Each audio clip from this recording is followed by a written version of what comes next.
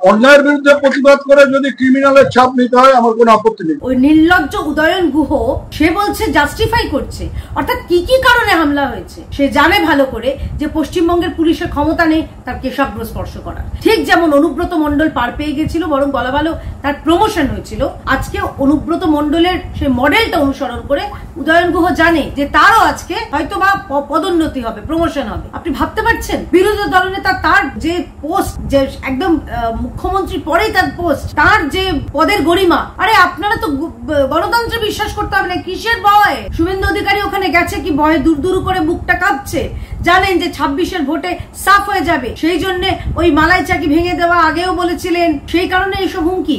আরে আর থেকে বড় কি বলবো ভাই ভাগ্যশ্রী, যে মানুষ নিজের বাবার নামে কুৎসা করতে পারে সে তো যে ইচ্ছা করতে পারে। মমতা বন্দ্যোপাধ্যায় আপনাকে বলে দিচ্ছি, যে মানুষ নিজের বাবাকে ছাড়ে না সে কিন্তু ভুল করবেন না যে আপনাকেও কোনোদিন রেয়াত করবে। যদি যতদিন আপনার প্রয়োজন আছে আপনাকে তেল মারবে, আপনার প্রয়োজন ফুরলে আপনার সঙ্গেও কিন্তু এরকম ব্যবহার করতে পারে, আপনার সঙ্গে এরকম অভিযোগ আনতে পারে আপনার বিরুদ্ধে। আজকে দাঁড়িয়ে পশ্চিমবঙ্গে কি অবস্থা আমাদের, অর্থাৎ বিরোধীদের, চিন্তা করে দেখুন। আরে বিরোধী ভুলে যান, ভারতীয় জনতা পার্টি ভুলে যান, আপনার পছন্দ হয় না ঠিক আছে, মানুষ তো নিজের মতন করে কথা বলবে। আর কি চাইছি আমরা চাইছি ভুতুরে ভোটার বাদ দিন। তৃণমূল চাইছে ভুতুরে ভোটার থাকুক, ভুতুরে ভোটার থাকলেই তারা জিতবে। তা না হলে এই উদয়ন গুহ যে কিনা উপনির্বাচনে জয়ী হওয়ার পরে আপনার দেখেছেন তার 80% বা 90% সে নাকি ভোট পেয়েছিল, এটা কি সম্ভব? আসলে এই চরম দাওয়াই যে অনুব্রত মণ্ডল দিয়েছিল সেই দাওয়াইয়ের উপর সম্বল করে তৃণমূল দলটা জিতছে এবং তার সঙ্গে রোহিঙ্গা জিহাদি বাংলাদেশিদের ভোটে জিতছে। আজকে ভিডিও দেখেছি আমরা, এই টেলিভিশন চ্যানেলগুলো দেখাচ্ছে, ভিডিও দেখেছি যে ভিডিওতে যারা ভাঙচুর করছে, তৃণমূলের পতাকা হাতে নিয়ে ভাঙচুর করছে, তারা কারা? তারা তৃণমূল নাকি তারা রোহিঙ্গা নাকি তারা বাংলাদেশি অনুপ্রবেশকারী? এই প্রশ্নটা করতে ইচ্ছা করছে। এবং তার সঙ্গে শুধুমাত্র শুভেন্দুদার গাড়ি নয়, ভেঙেছে ওরা পুলিশের কনভয়ের গাড়িও, অর্থাৎ সরকারি যে সম্পত্তি সেটাও ভাঙচুর করেছে।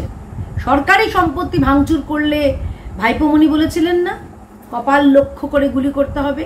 তাহলে আজকে কি ওই কপালগুলোকে খুঁজে খুঁজে বার করবেন মমতা ব্যানার্জির পুলিশ? এই প্রশ্নটা থাকলো। দিদি, এনআরসির বিরোধিতায় নাকি কর্মসূচি ছিল তৃণমূলের। এনআরসিটা হচ্ছে কোথায়? মানে যেটা হচ্ছে না সেটারই বিরোধিতা। চিন্তা করে দেখুন, এই রাজ্যে এনআরসি হচ্ছে না, এসআইআর হচ্ছে, অর্থাৎ ভোটার তালিকার সংশোধন হচ্ছে। আপনারা চাইবেন যে 5 বছর 10 বছর আগে যারা মারা গেছে তাদেরকে বছরের পর বছর দিয়ে তাদেরকে দিয়ে ভোট করানো, এই ভোট দেওয়ানো তাদেরকে দিয়ে? আপনারা চাইবেন যে যারা রাজ্য থেকে পাকাপাকি ভাবে চলে গেছে তাদেরকে আবার ফিরিয়ে এনে ভোট করানো? এরা হচ্ছে ভুতুরে ভোটার। আর এই রাজ্যে যে ভুতুরে ভোটার রয়েছে এবং কিভাবে রাজ্যে যে 2 নম্বরি করে জালিয়াতি করে ভোট গ্রহণ করা হয় সে তো নির্বাচন কমিশনের তা না হলে আগে বারুইপুর, ময়না এবং এরপরে বোধহয় আরো 2টো ইআরওকে ডেকে পাঠিয়েছে। যারা এইরকম কাজ করছেন, জালিয়াতি করছেন, তারা আপনারা ভুলে যাবেন না আপনারা সরকারি কর্মচারী, আপনাদের চাকরি নিয়ে টানাটানি হবে। নির্বাচন কমিশনকে ধন্যবাদ জানাচ্ছি আপনারা সঠিক পদক্ষেপ নিচ্ছেন বলে। আরে আমরা আগে মমতা ব্যানার্জি ভয় দেখিয়েছিলেন ক্যাকাচিচি করে করে, সিএ কারোর নাগরিকত্ব নিয়ে নেওয়ার আইন নয়, সিএ হচ্ছে নাগরিকত্ব দেওয়ার আইন। সেখানেই অসুবিধে। নাগরিকত্ব কারা পাচ্ছেন? যারা ওইখানকার সংখ্যালঘু, অর্থাৎ বাংলাদেশ হতে পারে, পাকিস্তান হতে পারে, আফগানিস্তান হতে পারে, যারা নিজেদের প্রাণের ভয় এসেছেন। দেখছেন না বাংলাদেশে কি হচ্ছে? সেখানে দিনের পর দিন রোজ রোজ রোজ হিন্দুদের উপর আক্রমণ হচ্ছে। হিন্দুদের মন্দির, আমাদের দুর্গার মন্দির থেকে, কালী মন্দির থেকে বিভিন্ন মন্দির আক্রমণ হচ্ছে। রমনা কালী মন্দির ভেঙে দিয়েছে। আপনারা চাইবেন যে যারা সেই ভাঙার কারণ তাদেরকে আপনাদের ভোটার তালিকায় রাখতে? এই প্রশ্নটা আমি বাংলার মানুষকে করতে চাই। দিদি, মহুয়া মৈত্রের পাশে মহুয়া মৈত্র এবং কল্যাণ বন্দ্যোপাধ্যায়ের মধ্যে একটা মানে সংঘর্ষ চলছে, সেটা অনেকদিন আগে থেকেই চলছে। এবারে কল্যাণ বন্দ্যোপাধ্যায় যে পদ চিফ হুইপের সেটা কিন্তু পদত্যাগ করার কথা ঘোষণা করলেন সোমবার দিন। মহুয়া মৈত্র নাকি কল্যাণ বন্দ্যোপাধ্যায়কে শুয়োর বলে আর কি গালাগালি করেছে।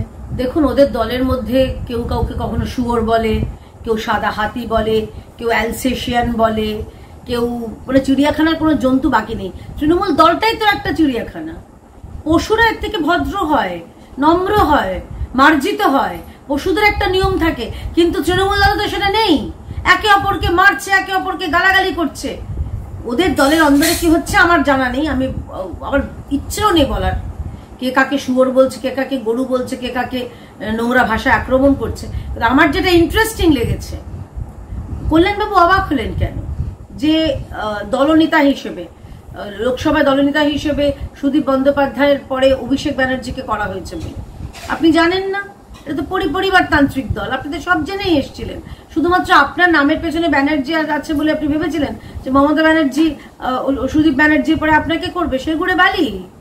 নিজের রক্তকে উনি আগে প্রায়োরিটি দেবেন এবং সেটাই দিয়েছেন, নিজের ভাইপোকে উনি বসিয়েছেন। তো পরিবারতান্ত্রিক দলে তো এটাই স্বাভাবিক। আর মহুয়া মৈত্র, যিনি প্রশ্ন করে, প্রশ্নের বিনিময় তিনি টাকা নিয়েছে, গিফট নিয়েছেন, বিদেশে বেড়াতে গেছেন, তার বিরুদ্ধে কল্যাণবাবু মুখ খুলেছেন। যদি এত কিছু জানেন, তার বিরুদ্ধে নালিশ করুন, গিয়ে পুলিশে যান, প্রয়োজন হলে আপনাদের সাংসদ দিল্লি পুলিশের কাছে নালিশ করুন যে মহুয়া মৈত্র এগুলো অসভ্যতামি করেছে, মহুয়া মৈত্র এগুলো নিয়েছে। মিডিয়াতে বলে লাভ কি?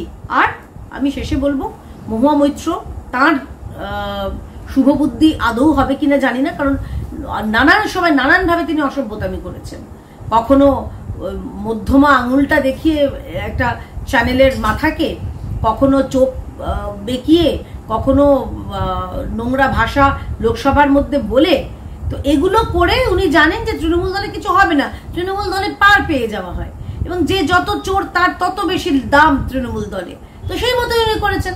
কল্যাণবাবুর বিরুদ্ধে আমি জানি না, আমার নাও জানতে পারি, এখনো পর্যন্ত কোনো দুর্নীতির অভিযোগ আসেনি, তাই কল্যাণবাবুর দাম কমে গেছে। আর যাদের বিরুদ্ধে ঘুষ নেওয়ার অভিযোগ রয়েছে, যাদের বিরুদ্ধে কয়লা, বালি, সোনা, গরু ইত্যাদি প্রভৃতির সব পাচারের অভিযোগ রয়েছে, দুর্নীতির অভিযোগ রয়েছে, তাদের পদোন্নতি হচ্ছে তৃণমূল কংগ্রেসে। তো কল্যাণবাবু হঠাৎ করে আপনি কেন এটাতে রেগে গেলেন আমি তো জানি না।